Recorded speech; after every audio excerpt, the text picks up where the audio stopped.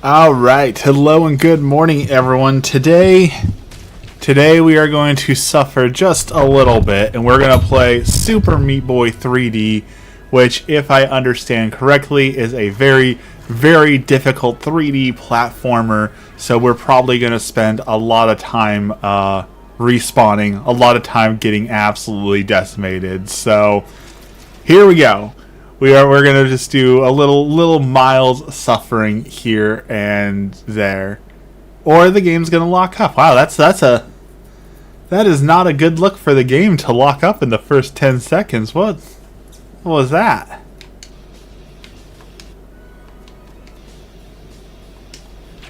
Oh, that's just the theater. Okay, maybe I'm dumb. Maybe that's the problem. And the game broke as soon as I changed the settings. Okay, wait for we gotta fix. We said we want this windowed. We don't need it full screen. There we go. Okay. Bubbles here. Good morning, Bubble and Jonathan. Good morning, everyone. Hello. How was your Easter? Easter was good, but I will tell you, Easter showed me I am not cut out to be a monk. We had a 4-hour service for midnight mass, and then Good Friday was 2 hours, and before that, Good Thursday was 2 hours. So we spent like 10 or 12 hours at mass the last few days, and I instantly knew I could not spend that much time in mass for the rest of my life. I'm not cut out to be a monk. It was good, but I'm ready to return to normalcy. Alright, so squirrels one-shot us, so we know now we have to avoid the squirrels, and I'm guessing we have to avoid the saws. Crazy, right? The past few weeks with morning sickness. That is a bad combo. Sick kid and morning sickness is a very bad combo.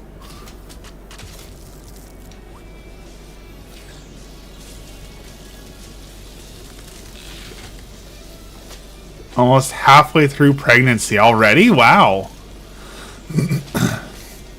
That's going fast.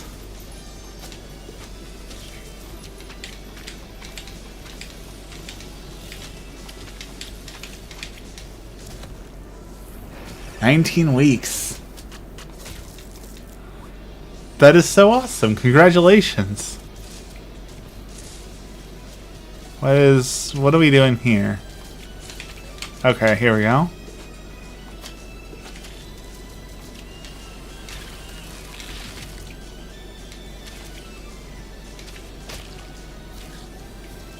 Alright, went a little too fast.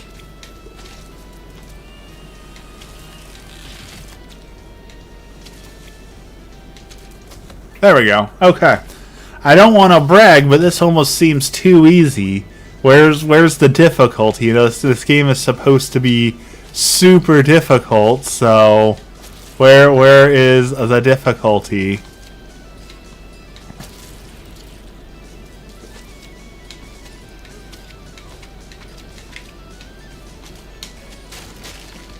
There it is. Okay, we found it. Oh, we can go through that? Okay. Are there multiple paths? That's pretty cool.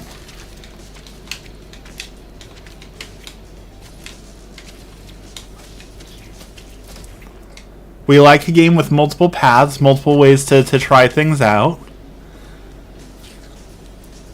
This is Super Meat Boy 3D.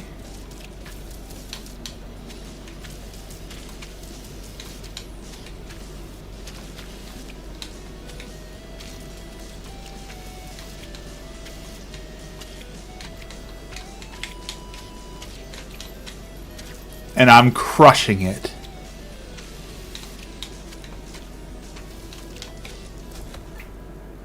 Nailed it.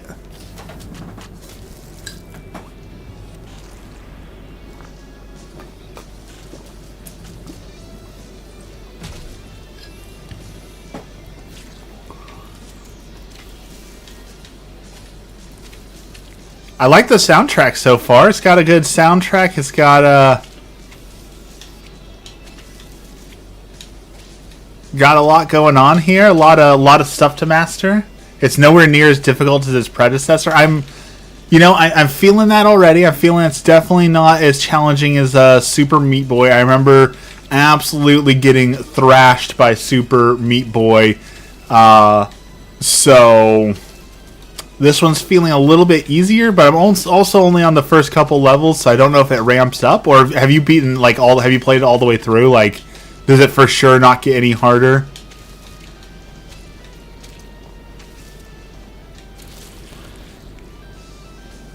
We like a game with multiple ways to figure out, yet you hate Zelda. Make it make sense.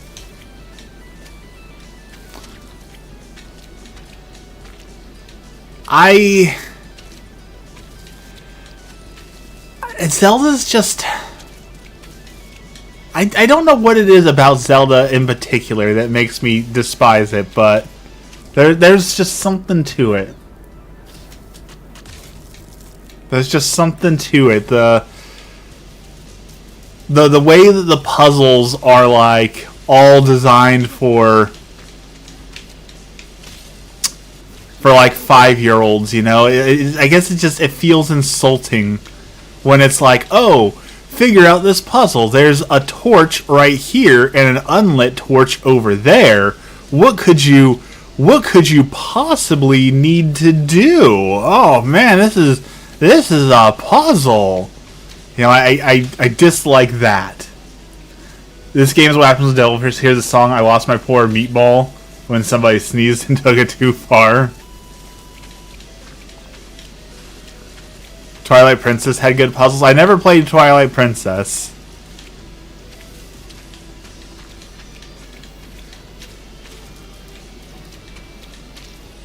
I missed out on that one because my understanding was that was Legend of Zelda for furries, is what everyone says, you know?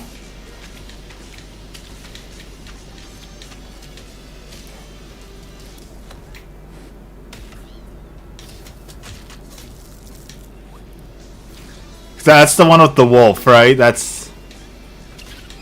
And Midna. There's a beehive over there.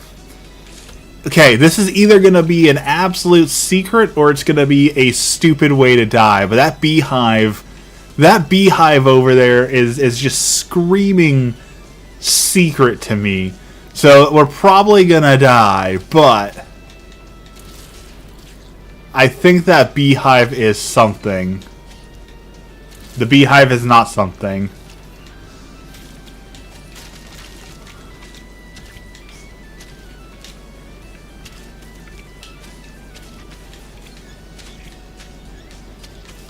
I'm pretty sure I went through... I hit it, right? I think I just went through the beehive.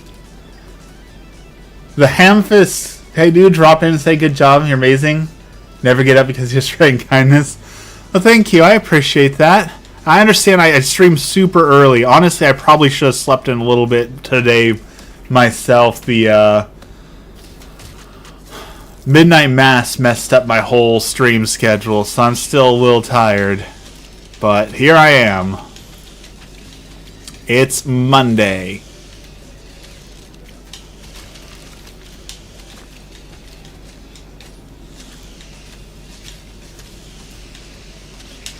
Woo! That was close. Hey, we did it. Thank you. Yes, I am trying to take care of myself.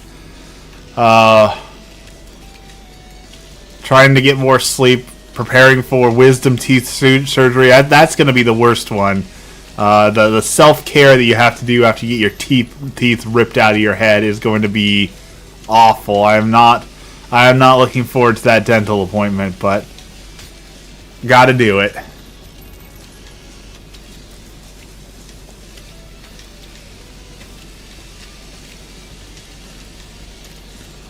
Oh, come on. I pressed jump there. I disagree with that. Thank you so much. Thank you for dropping by. I appreciate that. That sounds awful. It is going to be awful, but necessary.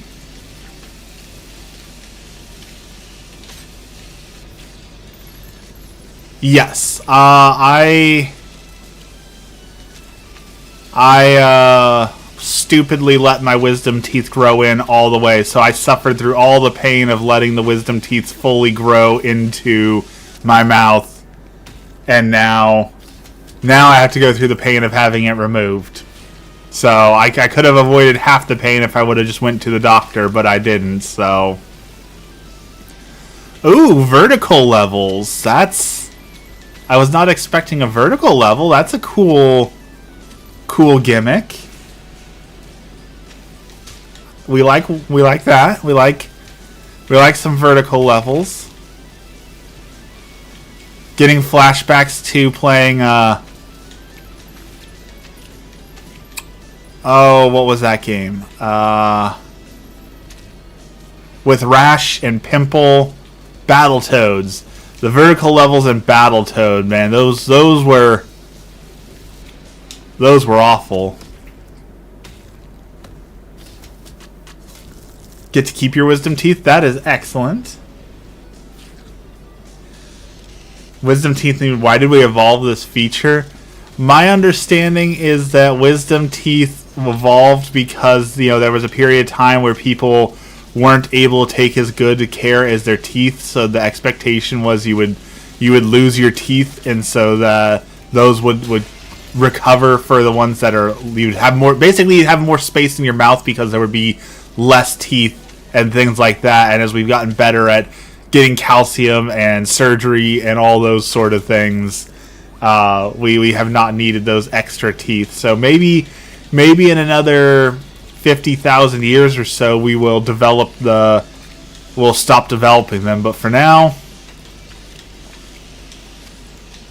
we gotta have them. Like sharks. Alright, what am I doing here?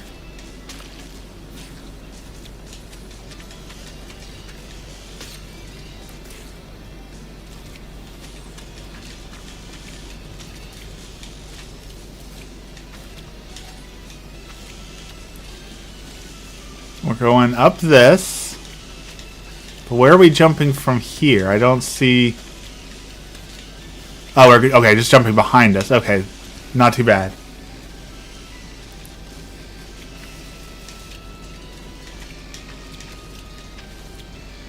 Okay. Got it. We're missing Dex now. Dex might be here. Dex said that his phone broke and now he is on a iPhone. And that iPhone is not good for texting, so he said he is going to be less chatty than normal.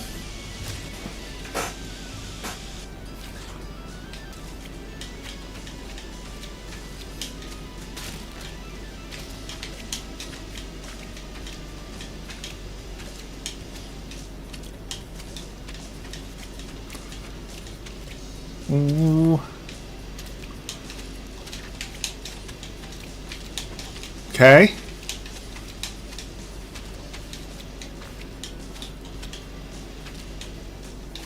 I don't want to get cocky. That was a pretty good run there. I ran my phone over with my vehicle like a week ago. I'm on a subpar phone I had laying around and it's extremely slow.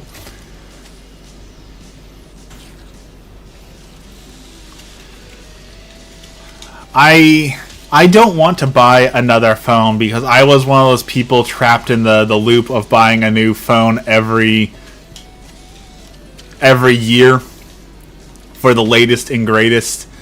But I will say I had an iPhone for a while. I moved away from iPhone because Samsung Galaxy promised a way better camera and I got lied to. Samsung Galaxy is an absolute liar.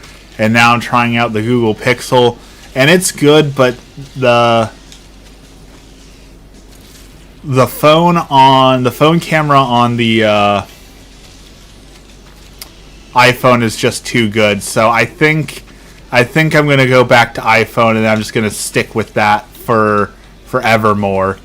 I know people talk about the customization of the Android, and like I know that there's way more customization with Androids, but here's the thing is that I'm not as techie as I used to be, and I don't really spend that much time like customizing my phones anymore or trying to hack things or or do anything like that. So I don't really need the customization and freedom of Android. I need a good camera phone and the ability to text, and that's basically it.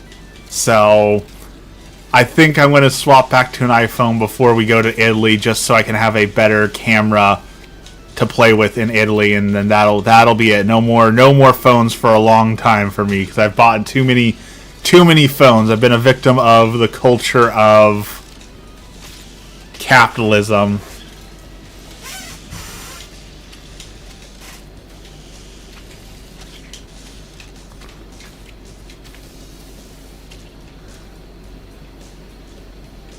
You're not being very. I don't know what that. I don't know what that word is.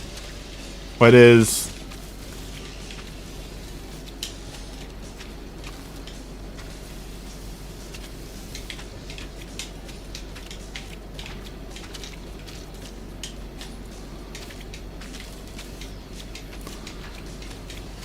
Okay, we're doing it. We're doing it.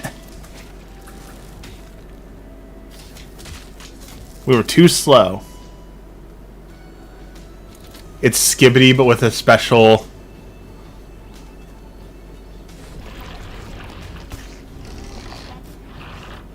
I walked by Target the other day, and I saw that they're still selling the Skibidi toilet toy for $50, and now they have like a whole Skibidi toilet like Army Men set where you can get like both sides of the forces and set up fight scenes for them, and I feel like that's too much. That's too much Skibidi toilet.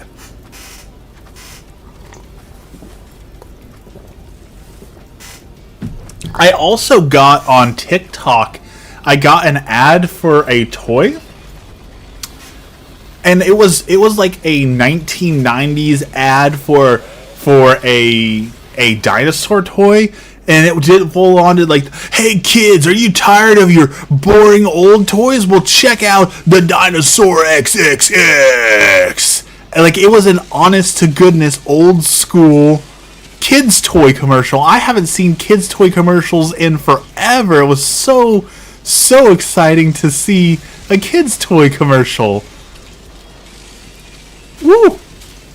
We barely dodged that. So apparently kids are getting toy advertisements again. The world is healing. They're getting their little eyes crammed full of terrible toys that are hyped up by the commercial, and then you buy it for $40 and you play with it once and you're like, wow, this is nothing like the commercials. Yeah, it was a dinosaur for kids. It was like a transforming dinosaur giant hunk of plastic. Oh, it's definitely made in China, but it reminded me of, watching Saturday morning cartoons, which I don't think people are ready to admit yet. Saturday morning cartoons were basically just giant advertisements. G.I. Joe, buy our G.I. Joe. Transformers, buy our Transformers. Like, every one of your beloved Saturday morning cartoons was simply an excuse to try and sell you something.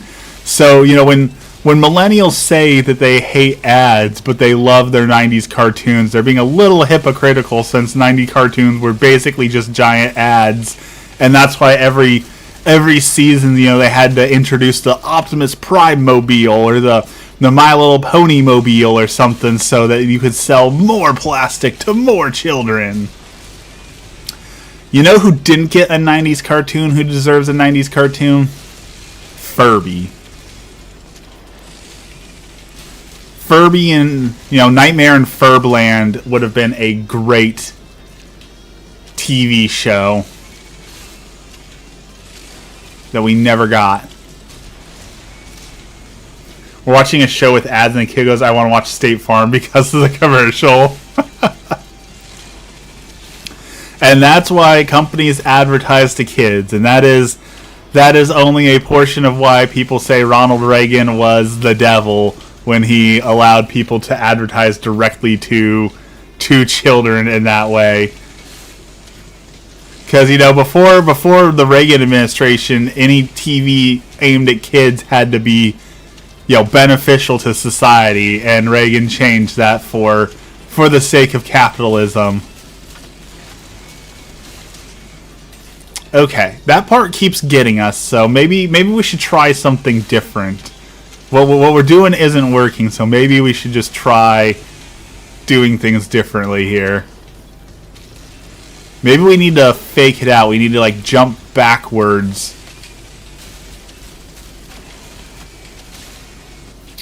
Okay. I don't really know what to do about that.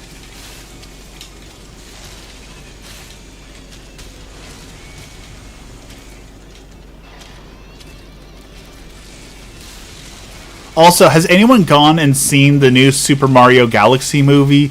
Because everyone's talking about it, but like the reviews I saw for it are all terrible, and I'm trying to figure out if the terrible reviews are just critics being critics, or if it really is as bad as the critics are saying. Because like one critic said that it became painful, like physically painful to watch at one point. Like the mediocrity was so bad that it was painful to observe. So it seems a little extreme, but maybe it really is that bad. I know that they included Star Fox, and that it's like obvious they're going to try and do a Marvel Cinematic Universe, but with Mario Brothers. And I know that everyone says not everything needs to be, a Marvel verse.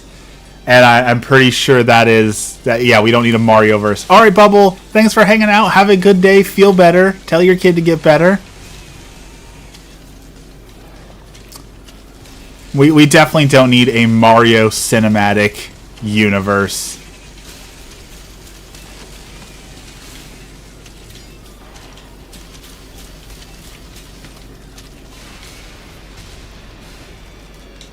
Oh, I jumped there. I disagree with that. I jumped.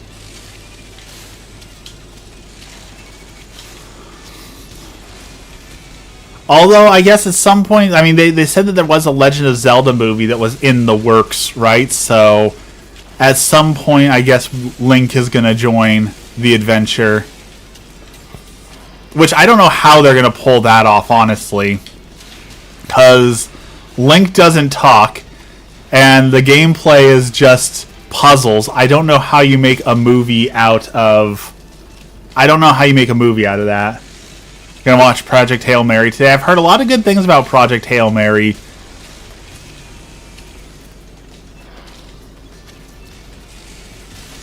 Like, is the Legend of Zelda movie gonna be like Dora the Explorer, or like Link is gonna look at the audience every 10 seconds and be like, "Can you help me find the bomb?" Very good. I don't know how they're gonna make that work at all. Not to mention, like, I know people swear that there's a story and timeline to it all, but the only reason why a timeline exists is because the creator of the game was trying to help all the conspiracy people who were trying to make a story make sense. There is no, it's all nonsense. There is no method to the madness. So, like, I just don't see how they're gonna make that work. Okay, we were too slow there. In the anime, once he talks. Yeah, but we don't talk about the animated TV series, because the animated Legend of Zelda series was pretty awful. Well, excuse me. Like the CDI games.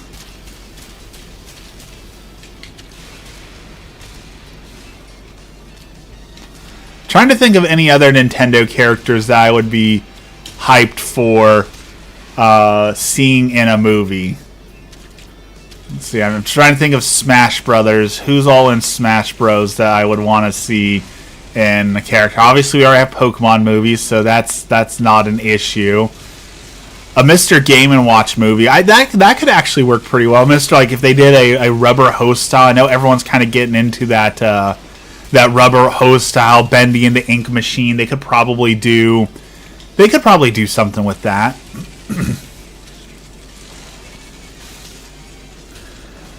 I've had YouTube recommend for me a live action trailer for Assassin's Creed the other day.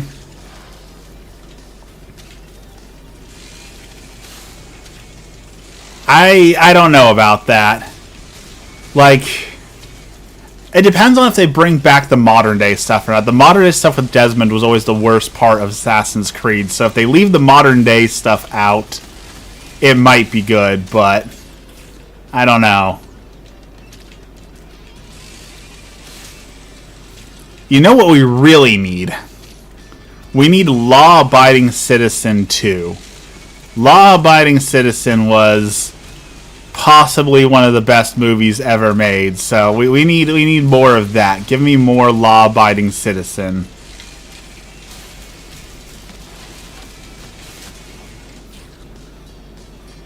It's a real movie you went and saw years ago? I guess it did come out, didn't it? That is an older one. It's so bad I forgot about it. That's how I felt about the Monster Hunter movie. Like, I love Monster Hunter, and I wanted the Monster Hunter movie to be good, but the Monster Hunter movie, awful. The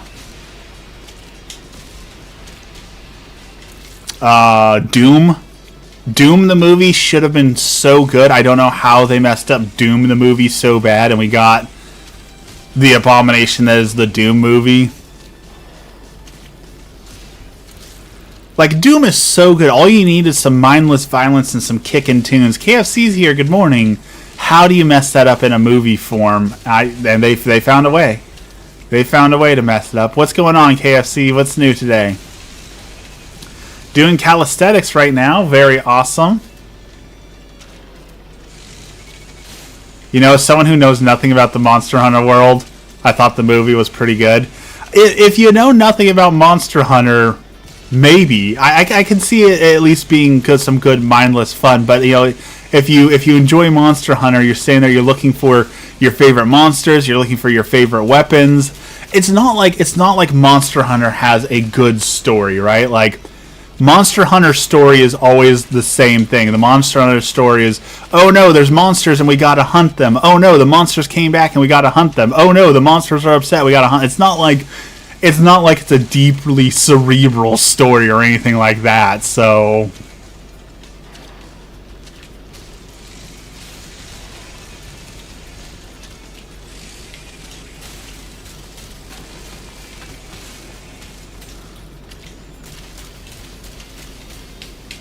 ooh, we got a little too fast there. Like, if you've never seen Death Note and you see the movie on Netflix, I thought the Death Note movie was okay as its own thing. Like, if you're watching the Death Note movie to experience the original Death Note, you're gonna hate it. But on its own, you know, it's its own unique thing.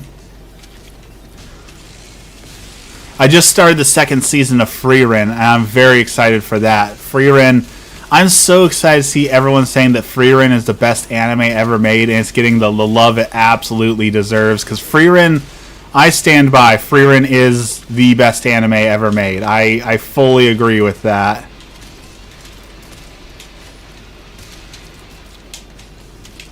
All right. Oh, did we beat it? Focusing on basics like push-ups, planks, and squats, but I might add some glute bridges. I too am focusing on push-ups. Push-ups and leg raises, anything mobility.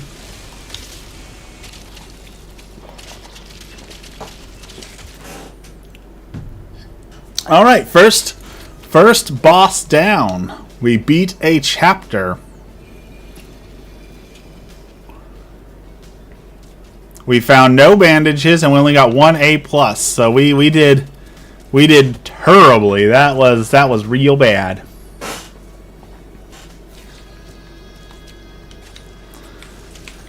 Lately, everyone's been talking to me about Berserk, though, so I think it's finally time for me to... I want to watch Berserk because I prefer anime to manga, but everyone agrees that all the Berserk is really, really bad and that you're better off just reading it. So I guess one of these days I need to sit down and read Berserk.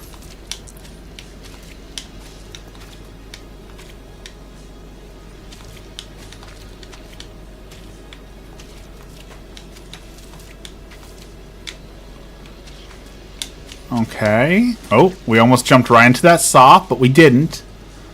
But we didn't. I've never seen Berserk either. I'm scared. I literally have no idea how I know what that thing is. I'm pretty sure it's called Super Meat Boy. You are correct. This is Super Meat Boy 3D. This is his 3D adventure.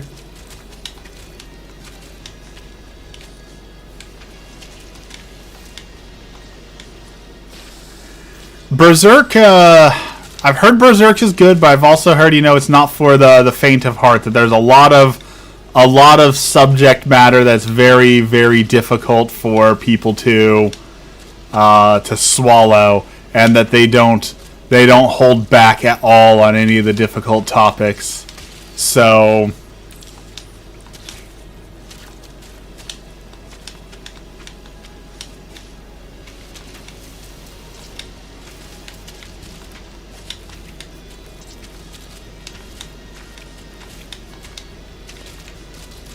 I do not like those little cube things. No! I thought I could make that jump. I got greedy, and I paid for said greed.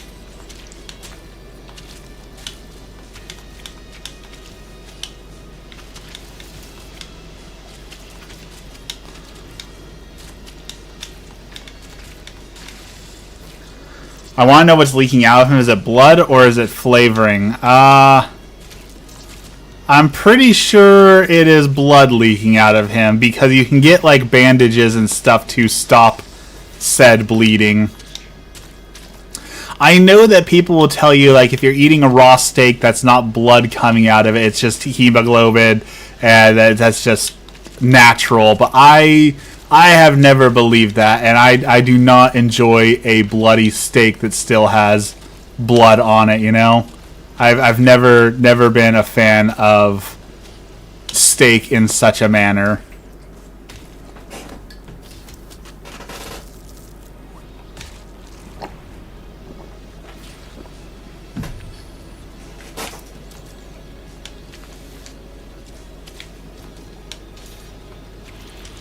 Oh, okay, don't ground pound there. We've learned.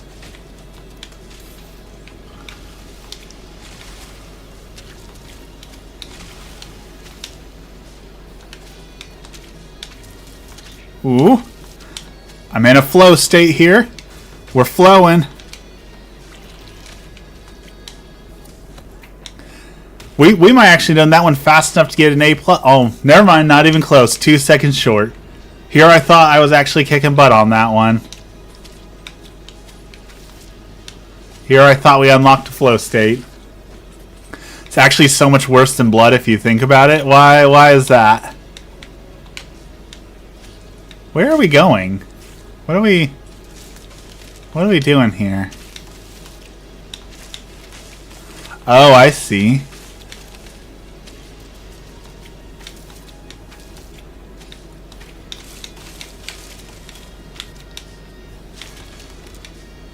Okay, there's giant piles of garbage that we gotta wall jump on. Oh, I just barely hit the garbage on the side there. I was also reading the rules for Daggerheart last night, which is a new TTRPG. I'm pretty sure it's made by the guys who did Critical Role. It was their beloved system. So I think I'm going to try and run a Daggerheart game eventually. I want to run some D&D, but I've also wanted to play Daggerheart for a while, so we might try some Daggerheart here soon. I really want to try and make this this idea for Dungeons and Dragons Firefighters is stuck in my mind. I definitely feel like there's something to it. Hemoglobin is the breaking down of proteins and meats, so you're not, no matter how fresh your steak is, if it's juicy, you're eating meat in the very beginning stages of decay. I mean, all meat is pretty gross if you think too deeply about it. That's partially why I'm a vegetarian, at least. Cause all meat is just decayed corpse of an animal that once was, right? But the mighty tofu bean, the mighty soybean, that is nothing but pure protein.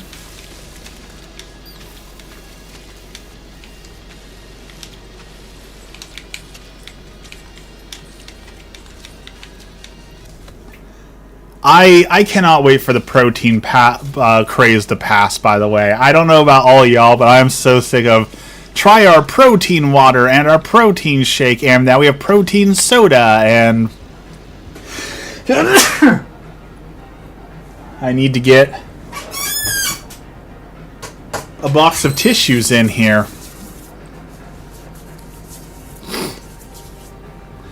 Protein wraps, and I'm excited though, because, you know, once the protein craze is over, it's possible that we will get a fiber craze, and I love me some fiber. So if the protein craze leads us to getting some fiber, I will be very happy for that. I am a fan of beans, and I am a fan of fiber, so if we get some more, because like the fiber, if you get the fiber wraps, like I'm not diabetic, but I watch my carbs because I don't want to be diabetic, and like the pure fiber tortilla wraps that are like 30 grams of fiber and nothing else, those are so amazing. So if we get more things like that, they're delicious, they're low in carbs, they're great in fiber. I want more things like those carb smart tortilla wraps. Those are one of the greatest inventions of mankind. I also saw a meme that definitely got me thinking, because people make fun of the British people who make like the beans and toast is like a British staple that people say sounds really gross. As you take like a piece of bread, you toast it, and you put some baked beans on it and call that a meal, and people like it sounds so gross. But like someone was saying, isn't that essentially like a tortilla? Isn't a tortilla the same thing? A tortilla is just Hispanic style beans on toast, because you're literally just taking refried beans and putting them on a toasted tortilla. I was like, you know, you kind of got a point. Yeah, that a tortilla is basically beans on toast, and that's delicious. So maybe we have been unfairly judging the British cuisine of beans on toast, and maybe it's time to give that an actual go.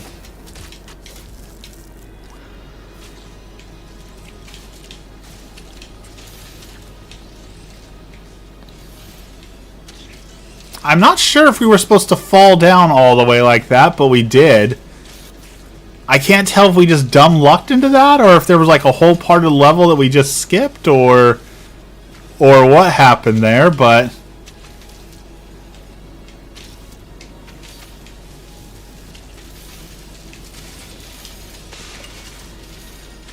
we did it apparently.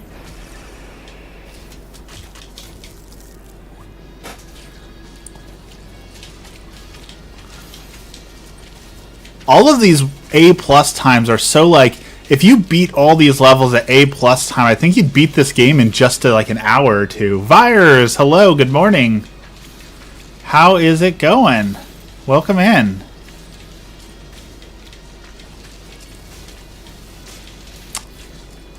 Of course, your odds of beating this game with A+ on your first try is probably pretty low, I would guess. We should have waited.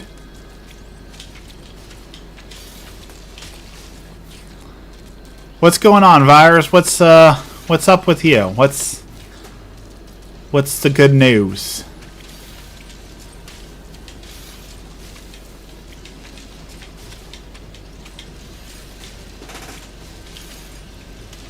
I'll give it a second for those.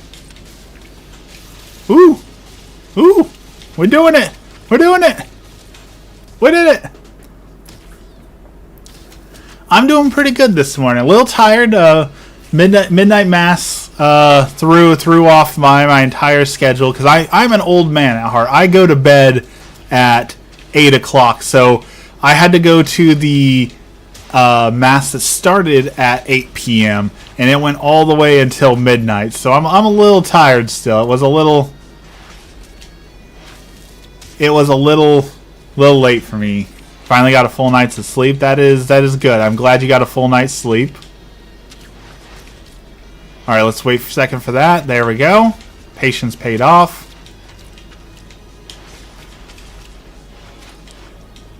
That was a bad move.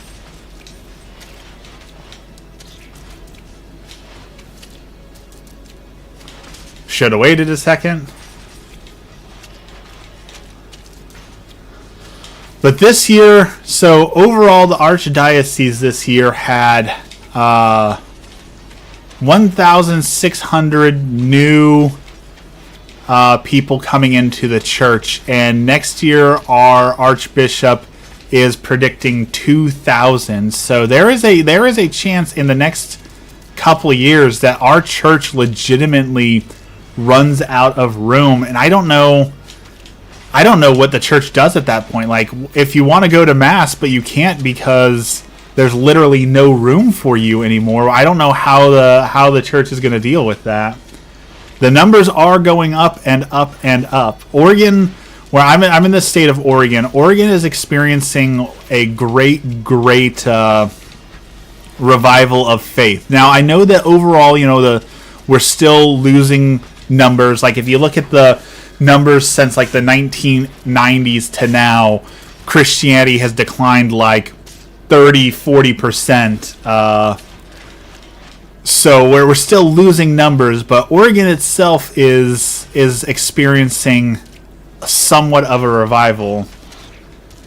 They set up a camera and stream it there. There are live stream options. However, specifically, Catholics are bound by obligation to attend church, and online church does not fulfill that obligation. So even though some Catholic churches live stream, we still must attend a mass in person. We are obligated under penalty of sin to attend a live service. So it's possible that they could set up a live stream, but they would still need to, in some way, shape, or form, have you physically there so that you can partake in the Eucharist. Which means that maybe like they set up like the churches that have a school cafeteria attached to them. They've been setting up in the cafeteria, and then they just walk out there with the Eucharist. So something like that could work, but there's only so much space that exists in the world, right? No, I appreciate that. If you're not Catholic yourself, there's no way you could have known, because a lot of churches are okay with the online mass. It's just Catholicism has a lot more rules to it, I guess I would say, and there's a lot of people who avoid becoming Catholic for that exact reason, is they don't like all the rules to it. But once you're there, once you understand why all of those rules are in place and why we follow what we follow, to me it just makes perfect sense. So it's a beautiful thing, and I don't mind the obligation of going to church every week. But the parking situation is getting crazy. Like, Emmy and I have even talked about getting like electric bicycles and just biking to mass, because the parking situation, some days there's just literally there's no parking left, because there's so many people who are going to church, which is, again, such a wonderful and beautiful thing, that so many people are going to church that they're running out of parking. I forget what kind of Christian I am. There's a lot of denominations out there, so I could definitely see forgetting what denomination you are, because I don't know if I believe the number. People always say that there's 10,000 denominations out there. I'm not sure if that 10,000 number is actually a real number, or if people just pull that one out of their rear end to make fun of the large amount of denominations or not. But I could also believe it. I could also believe that there are 10,000 denominations out there.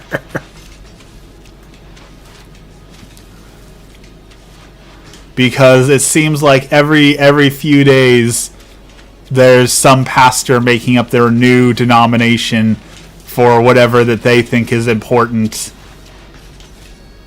Hey, we did it. My friends are complaining that I'm even sharing that I've been working out when I've been treating me. Yeah, so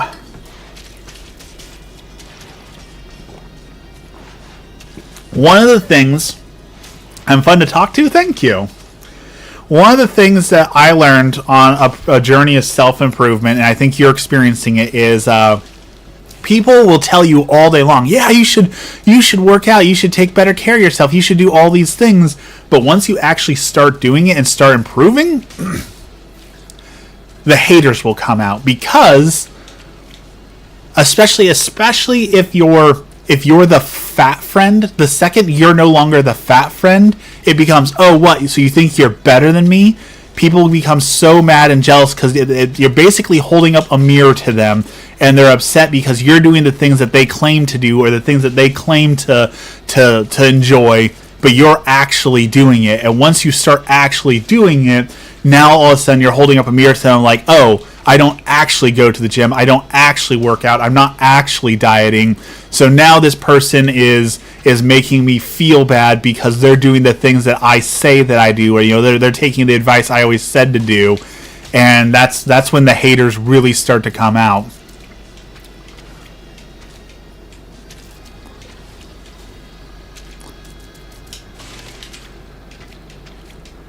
Now I've lost 200 pounds now, so I have quite a bit of experience with that, with the people who want you to be healthier, they want your life to be better, but then once you actually start doing it, they want no part of it.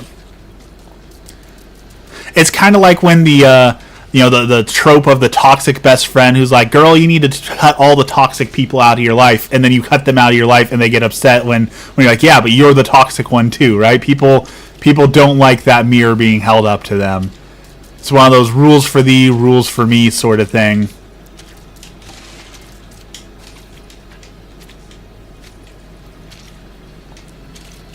It's the same thing with if you're heavily into drinking culture, if you start your path of sobriety and don't drink anymore, some people will get so offended, like, oh, you don't drink? What, you think you're better than me? You think that because you don't drink, you're better than me? And it becomes this whole... It has nothing to do with you. I don't drink. I just don't drink. That has nothing to do with you. It's not saying anything about you. I just don't drink. But some people can't handle that. It's the same thing with being vegetarian. I'm a vegetarian, and every now and then when I bring that up, there's some people like, oh, what, you don't eat meat? You think you're better than people who do eat meat? What, are you one of those insufferable vegetarians or vegans who just think you're better than everyone? Like, no, I don't eat meat for personal reasons. I'm not going to judge you for eating meat. I just said that I don't eat meat. Like, why are you taking such offense to it? I used to work out, but I had to stop since I got a cracked rib. When it finally got better, I got influenza with a nasty cough. That sounds awful. How did you crack a rib working out? Were you doing like extreme heavy weightlifting? I don't think I've ever worked out hard enough to crack a rib. I mostly stick to walking and calisthenics. But that I am in awe of the bodybuilders who can. The bodybuilders who can do that. It's something impressive. I was at camp. I kind of miss camp, I kind of wish adults got camp, I saw an ad for Dungeons and Dragons cruise. Like, could you imagine if someone put together a Dungeons and Dragons camp for adults? Like, you take one week of PTO, you go out into the cabins and you make characters, you play Dungeons and Dragons, you go do events. Like, I feel like someone could make that work. Dungeons and Dragons summer camp. That's my $1 million idea.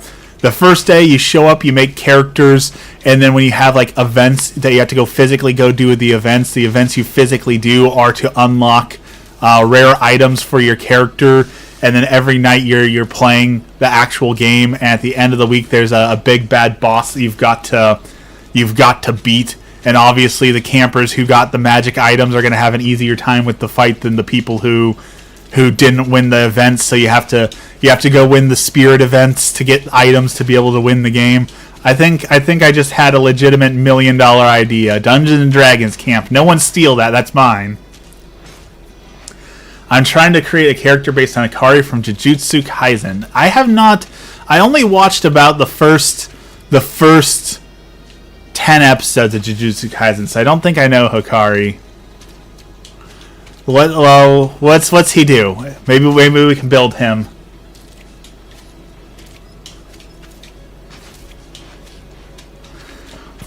That's one of my favorite things to do. I love when people are like, let's build Batman, but in Dungeons and Dragons, or let's build Fred from Scooby-Doo. And I love when people make characters into D&D characters.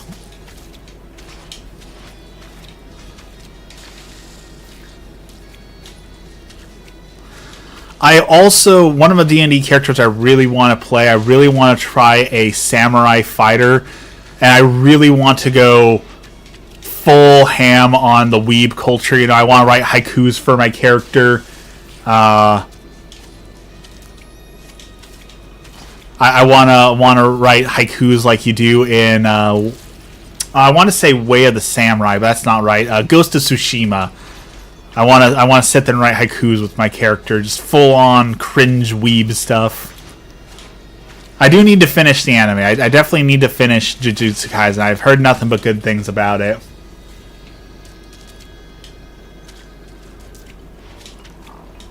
I have heard nothing but good things. Oh, I think I found a secret. Look at this back here.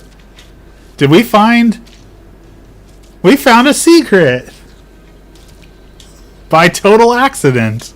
Of being that bad. We were so bad. We missed our jump so bad that we found a secret.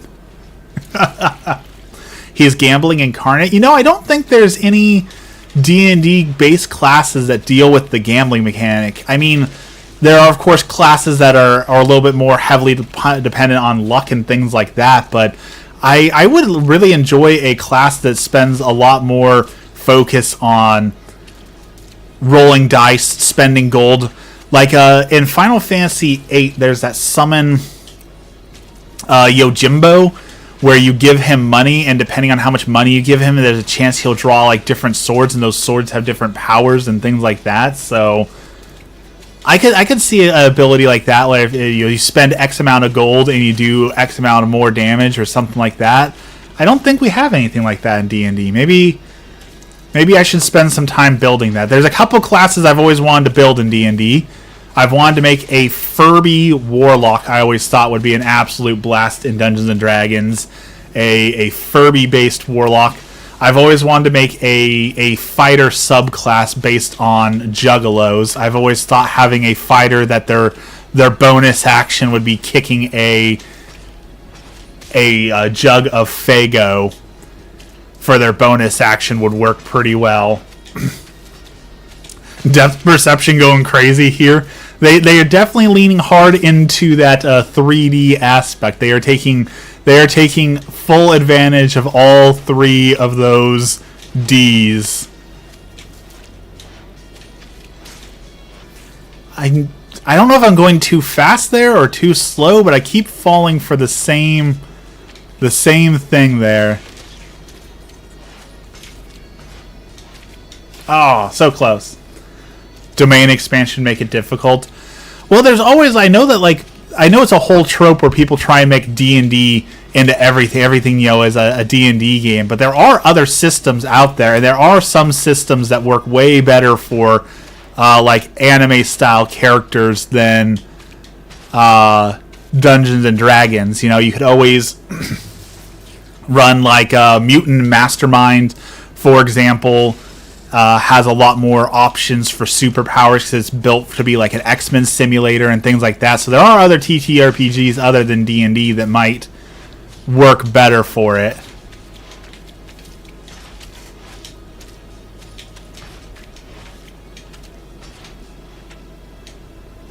There we go.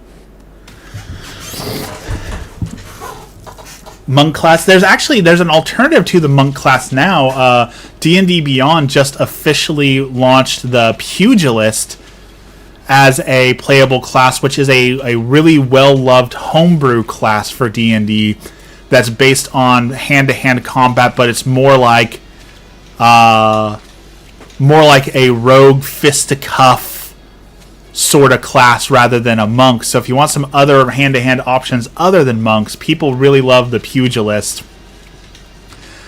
And I feel like the monk is one of those classes where, like, you feel so pigeonholed into, like, oh, I'm a monk, so I've got to be a holy person, things like that. Like, it definitely feels like there's less options for creativity when it comes to the monk. So having a pugilist or non-religious option for monk, I think, is a really good thing. So I need to check out the pugilist. Why are we getting stuck here? What is going on with that? Why are we sticking to that wall?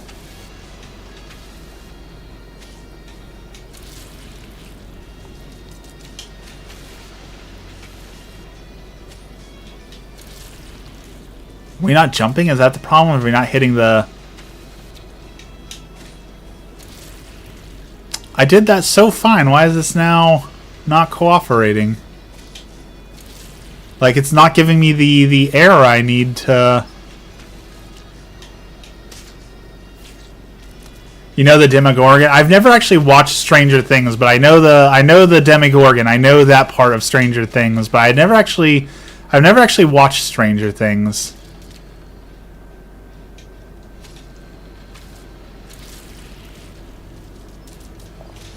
I know that you can get the Stranger Things, like the Hell Club, Hellfire Club expansion came out where you can play as, like, the characters from the show and different things like that.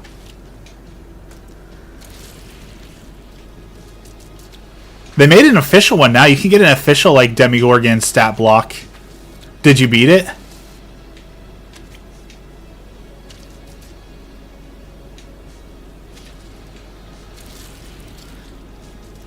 I'm pretty sure that the Demogorgon isn't, like, unique to Stranger Things. I'm pretty sure the Demogorgon was a thing in D&D long time ago. Like, it was in, I want to say, second or third edition, the Demogorgon existed, and it just kind of stopped existing. But, like, the Demogorgon existed, I think, first in D&D, then Stranger Things made it popular, and so now they kind of brought it back.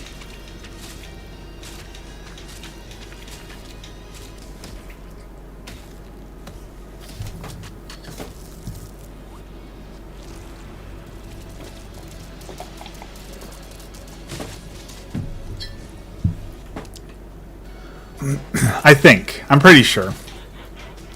Alright, second boss fight. Mr. Filthy. Alright. Let's go fight Mr. Filthy. The Demogorgon had a +7 strength modifier. Okay. Oh. Okay, we've got, like, dodge the tentacles as I jump right off a cliff.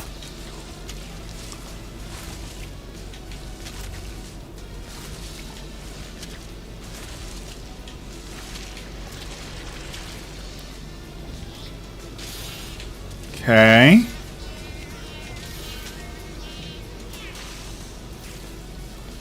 Okay, so he hurts himself, so we gotta go long enough that he hurts himself with those boulders he drops on himself.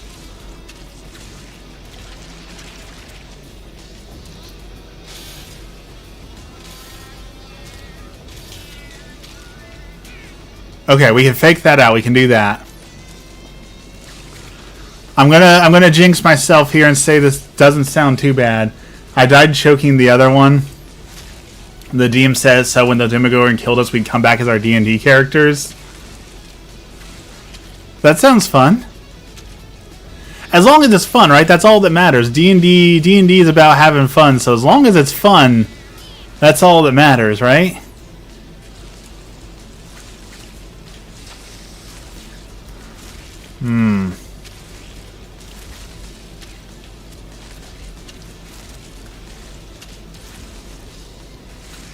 I think I need to go to the right here. Dodge that. Dodge that. I think maybe we need to go over here for this.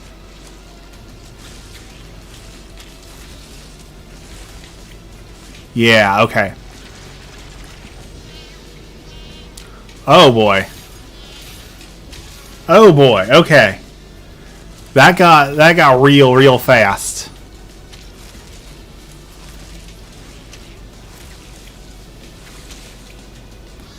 Me, a dragonborn that is 7 feet tall, picked up the 8-foot tall Demogorgon by its neck, threw it across the room into the wall.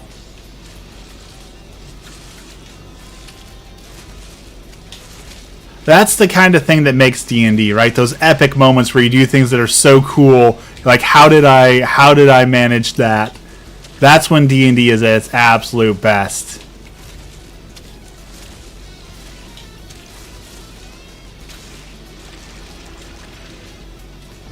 Alright, we've got this first part down pretty well, but once he busts out those saws...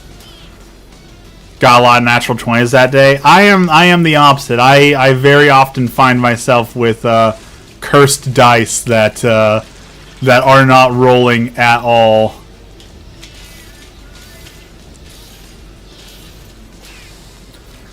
Somehow I landed on the saw and it didn't kill me and it was taking me for a ride. I don't really know what happened there, but that was pretty cool.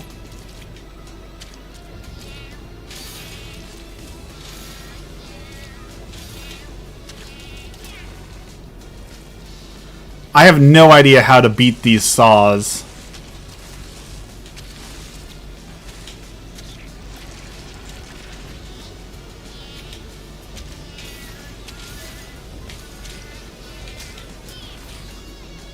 See that saw put? I wonder if the saws don't actually hurt you if they just try and like throw you off of things. 'Cause I got hit by that saw, but it didn't instantly kill me. It killed me when I touched the boulder thing.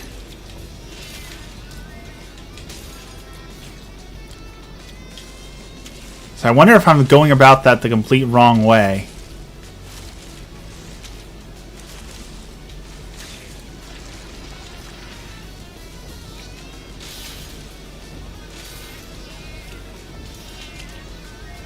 Oh.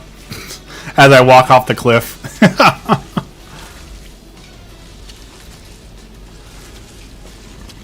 This might be the end of our Super Meat Boy adventure. I might not be good enough to beat this guy.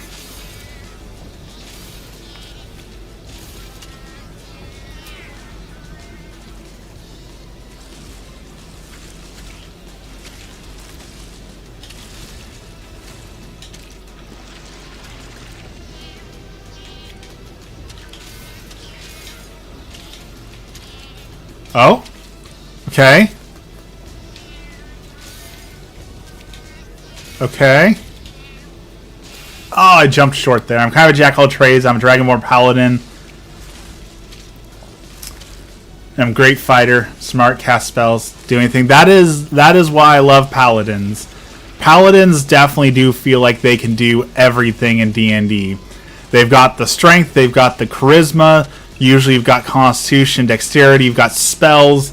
I love... Paladin is my favorite class to play as in D&D because you really do feel like you can do anything as a Paladin. Given the opportunity, I will always choose to play a Paladin. If I can't play as a Paladin, I will most likely play as a Warlock, a Celestial Warlock, and heal people, but I love Paladins.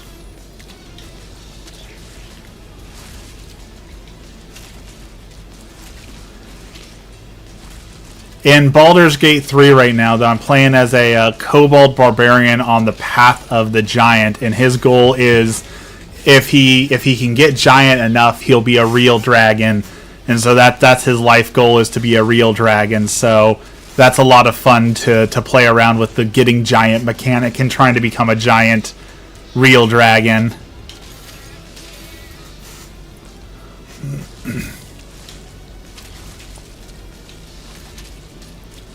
Come on, we can do this.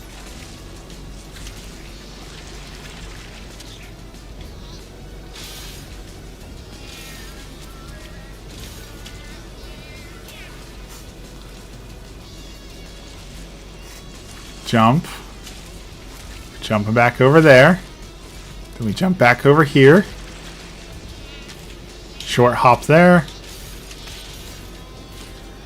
I've not once had to make a dead saving throw. Never played the same set of character versus Dragonborn. So, I feel like modern day D&D, there's a lot more focus on actually like doing storytelling and not just dungeon crawling. If you played old school D&D, a lot of like D&D 2.5 and 3.0, a lot of that was just a lot more focused on meat grinding your characters, like Tomb of Annihilation. If you played Tomb of Annihilation, that's an old module that was remade into a modern day D&D campaign, and you can see like the philosophy has changed so much, because like Tomb of Annihilation has a few parts of the game where it's just like, okay, if you miss your savings throw here, or if you touch this random object, you're instantly dead. Boom. You touch this, your character's dead. GG. Like there's no savings throw, there's no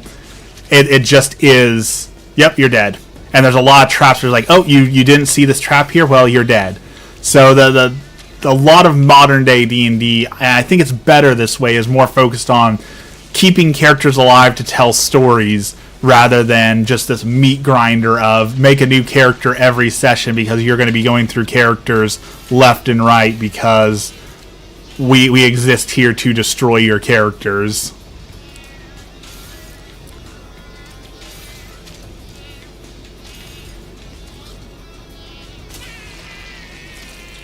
Did we do it? We did it. Alright, see you next time, Virus. Have a good day. Thanks for hanging out.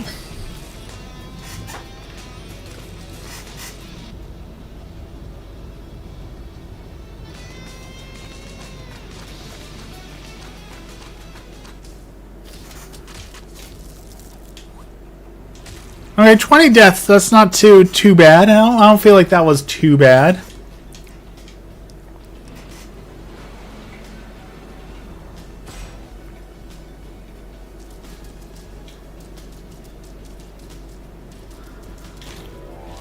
Alright, here we go. Cut. That, okay. I can see why it's called cut. We got saws. And platforms being cut.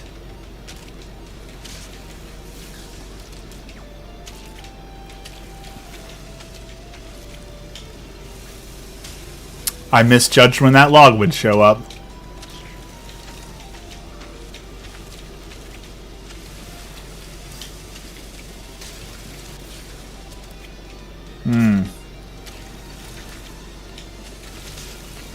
Okay, maybe something like that. If we're a little bit faster there, maybe we can get around like that. Ooh! Okay, we saved it. Wow. Okay. That was some good reaction time. And then we squished ourselves.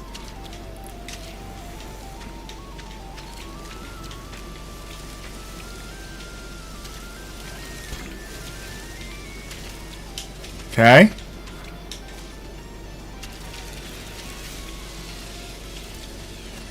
No, I didn't mean to jump there.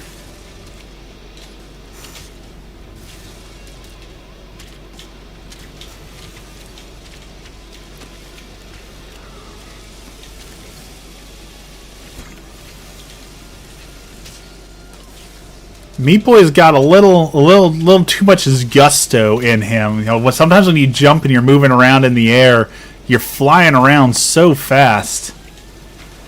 I do not have full control over Meat Boy. Sometimes he just got a little too much speed for me.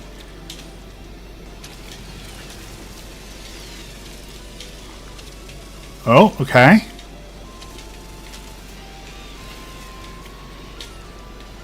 Okay, I wasn't expecting that.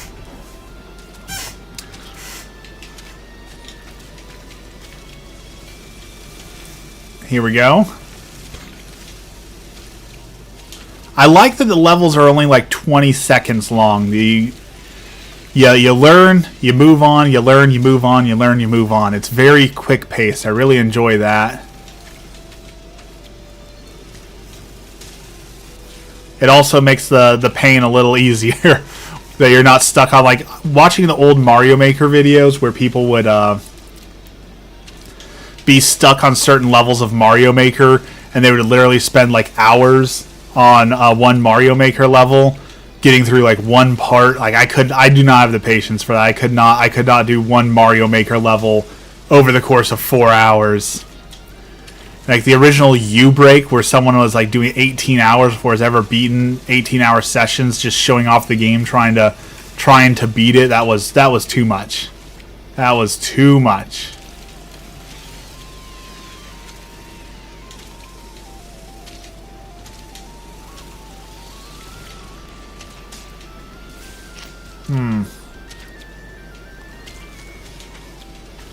Okay.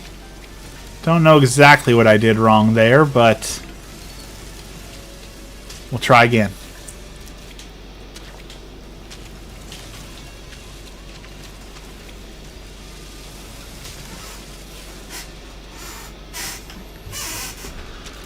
Shoulder's a little stiff this morning. That's how you know you're getting old, was when you wake up in the morning and you hurt a body part sleeping. That is the telltale sign of getting old.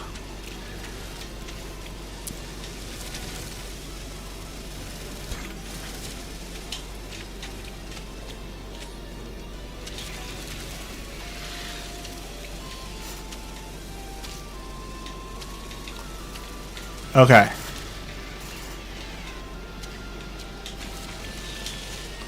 Oh, we're so close. I saw the end right there. We were so close. We had that. We had that.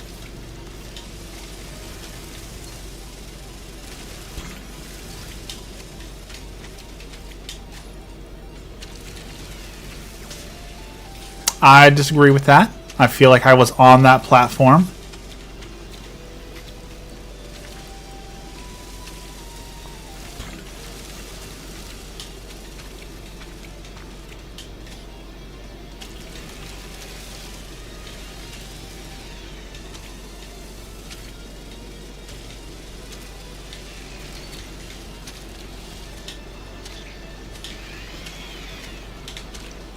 Ooh, ooh, there it is.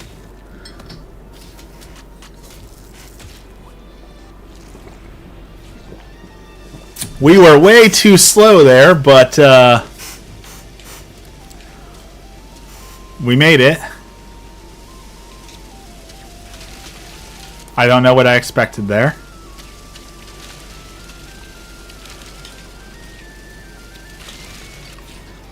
I'm actually kind of curious. I'm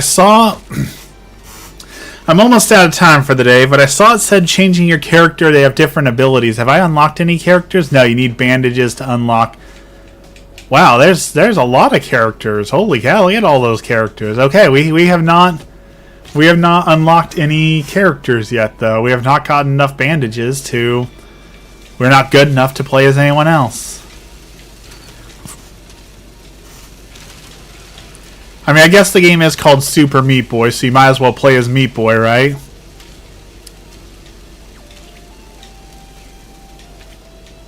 Oh. Okay, we jumped too good.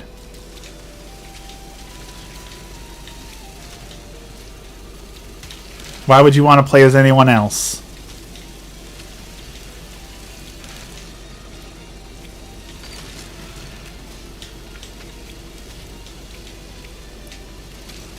Okay.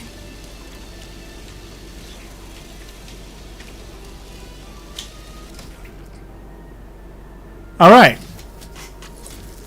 We could have gotten an A+ on that one if we were a little bit faster. We could have done that one. Now we have turrets that lock on to us.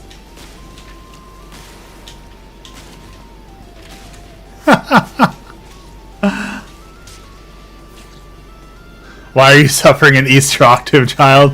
Because I chose to play Super Meat Boy 3D, and honestly, it's not as It's not as bad as I thought it would be. I thought this game would be a lot harder, but we're actually making decent progress. I remember the first couple Super Meat Boys were so difficult that I thought for sure that I'd be just banging my head against the wall here. But this one's actually pretty easy, at least compared to other Super Meat Boy games. So I was expecting a lot more difficulty, and so far it's not super easy, but it's also not nearly as difficult as I was anticipating. Now, if I had depth perception, that would be better, because I could have made that jump if I saw what I was looking at. But we were talking about Mario Maker earlier, and like this is nowhere near as bad as some of those Mario Maker levels. That's on a whole nother level of pain. Ooh, 2 seconds. We were under 2 seconds, and we could have gotten faster score on that one.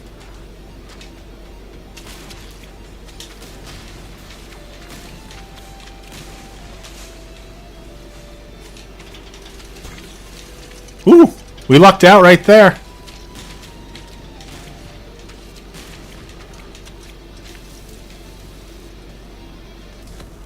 We first tried that one. Look at that. And we got a bandage. First try. We are so good that we just jumped to nothingness. Okay. So we got to get in between those lava boxes here.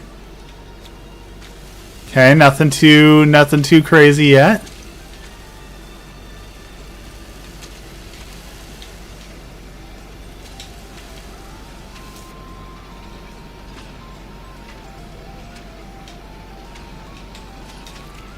Woo! We did it! We're doing it! We're not doing it.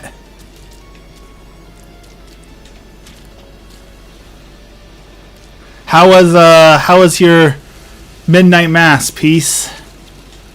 Ours went for almost 4 hours because we had so many baptisms and confirmations to do.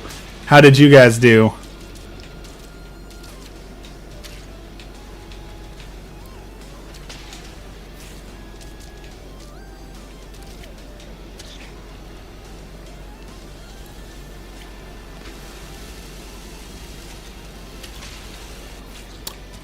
Well, we're cooked steak now. These lava rocks are cooking us.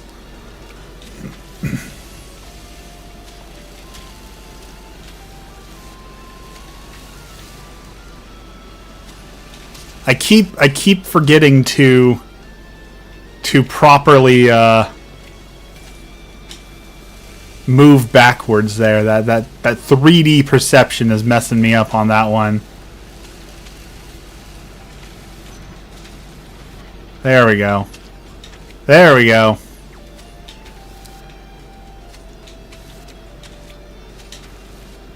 There we go. We're over in a small town in Virginia right now with very few mass options, so we went to a daytime service.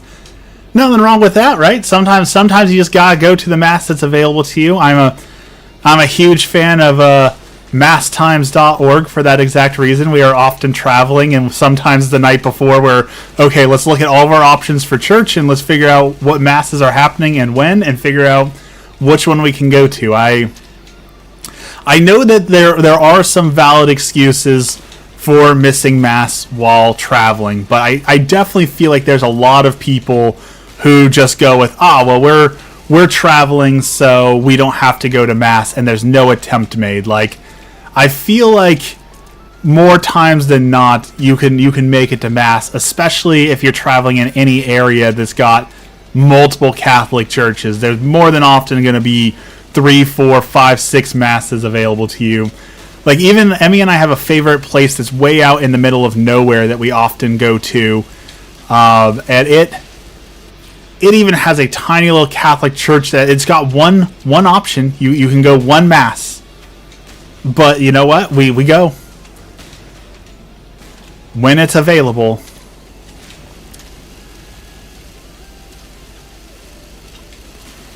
All right. How do we... Okay, we are on the back side of those ones there. Okay.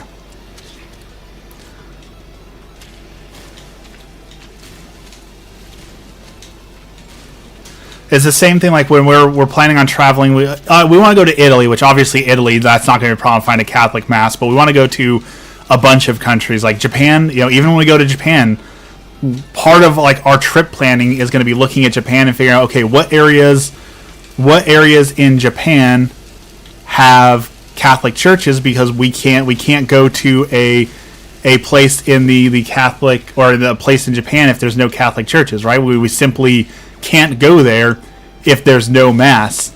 Now, granted, if like we're there for like say 2 weeks, and there's 1 week where we want to go somewhere where there's just no churches, we might ask for a dispensation just for that 1 week. But one of the other ones I struggle a lot with is the hunting. When people get dispensations for the hunting season, I understand that it's up to the priest, and the priest makes the decision that they're going to make. But I definitely feel like there's some hunters who put hunting before mass. Like, I get hunting is important. I understand people enjoy hunting and all that sort of thing, but like, are you really in an area that there's no way you could go to a Catholic mass just for 1 hour before you make it deep into the woods, or on the day you're leaving? Like, you couldn't go to, like, sometimes when we miss mass for various reasons, we go to the Vietnamese mass that's at 3:45 in the evening. Like, I just feel like there are more options. I don't like the idea of, oh, well, we're going hunting this weekend, so we just don't have to go to mass, you know? I just feel like, let's put some more effort into it. Come back on a Sunday evening and go to the Spanish mass that's at 5 p.m., you know, a last chance mass in another language. I understand it's not as quote fun to go to mass when you can't understand what they're saying, but the obligation is still there. Maybe I'm wrong for that. Maybe I'm being too harsh on it, but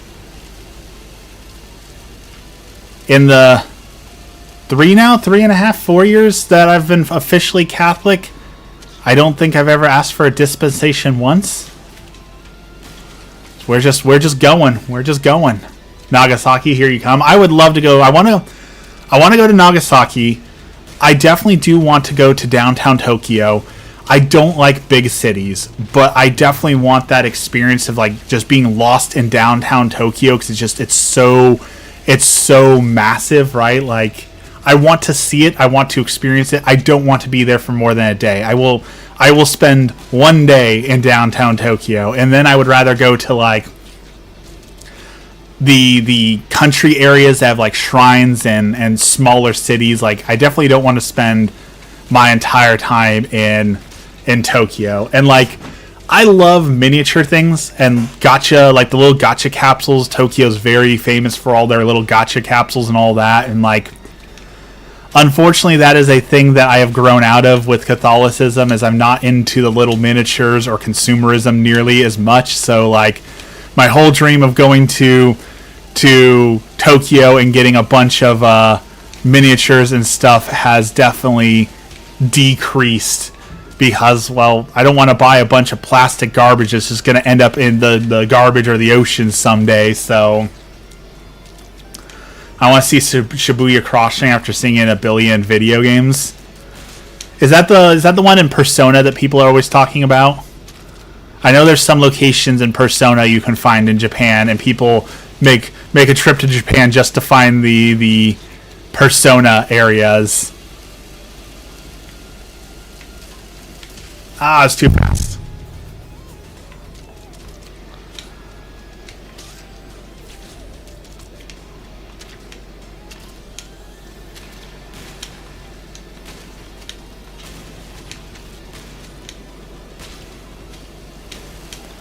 See, I was just about to say I was doing so good there, and then I missed the jump. I associate more with The World Ends With You. I don't think I've played that one.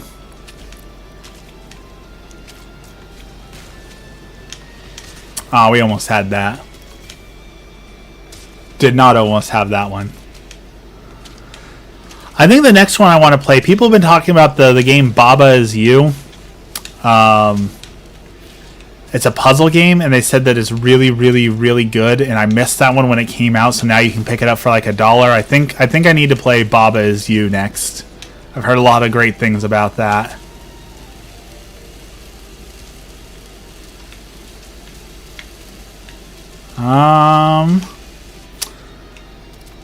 You think I'd figure that out by now, but I'm struggling to figure that one out.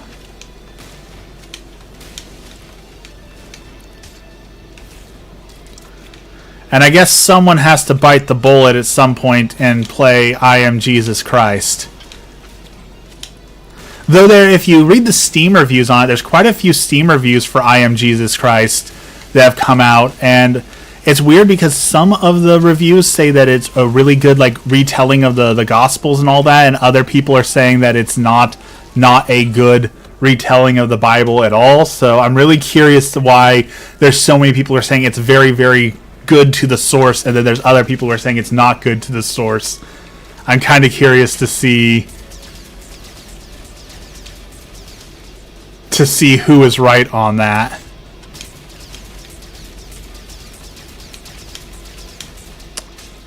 I don't have the reaction time for this. Or the depth perception.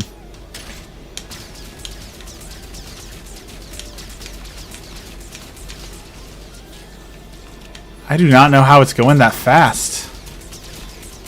You gotta be on it.